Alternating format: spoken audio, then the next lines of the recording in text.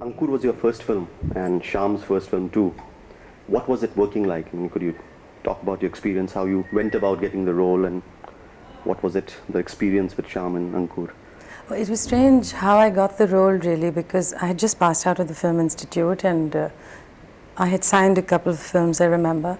And then there was a call from Shyam's assistant saying that he wanted to see me for a particular part. I didn't know who Shyam Benegal was.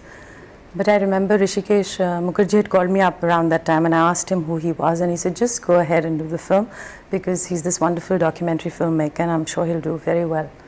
And so I went to see Shyam Benegal armed with a whole lot of photographs of mine in a hat and trying to look very glamorous and stuff like that.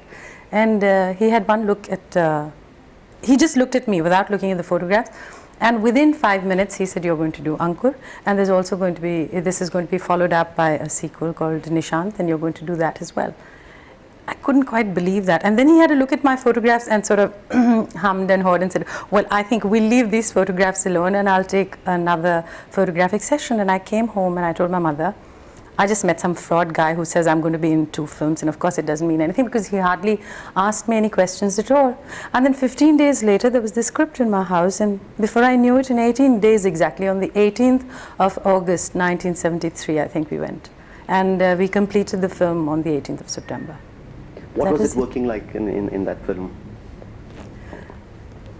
You know, it was very comfortable and very easy. Everybody was new. I mean, none of us knew each other. Shyam had a bunch of people who were his assistants whom he knew very well, but I knew nobody. I didn't know Anant Nag, I didn't know Sadhu Meher, I didn't know Govind Nihlani, I didn't know Shyam Benegal. And so I must say that I went with a certain amount of trepidation when I went, because I wasn't allowed a makeup man or a hairdresser. It was going to be my first experience where I was going to be outdoor on a set full of men and just me by myself. And the third day I was everybody's buddy and everybody's chum, and the whole thing, right from the word go, right from I think the third day of shooting, it became like one big family experience. And through the 13-14 years that I've been in the industry and working with Shyam, it retains that quality essentially of the family. You talked about Shyam's, the family, and it seems that this extended family of his, this repertory, seems to be fiercely loyal to him. You know, people exchange roles, and you yourself have worked as an assistant to him in yes. one of his TV serials, I think. To what do you attribute that? I mean, this great. Well, it's to Shyam as a human being and Shyam as a filmmaker, because see, I started with Shyam and I owe a lot of my attitudes, a lot of my values to Shyam Benegal. I'm sure that had I started with another film and another filmmaker, had I started, for example, with mainstream cinema, it would have taken me much longer to reach where I'm at. It is because of Shyam. And yet, never at any point have I had Shyam making me feel that I'm his product. You know, I'm always willing to own that up, and he always says, no, it's you. He has this ability to treat me like a colleague, continues to do so to this day, and is very, very caring.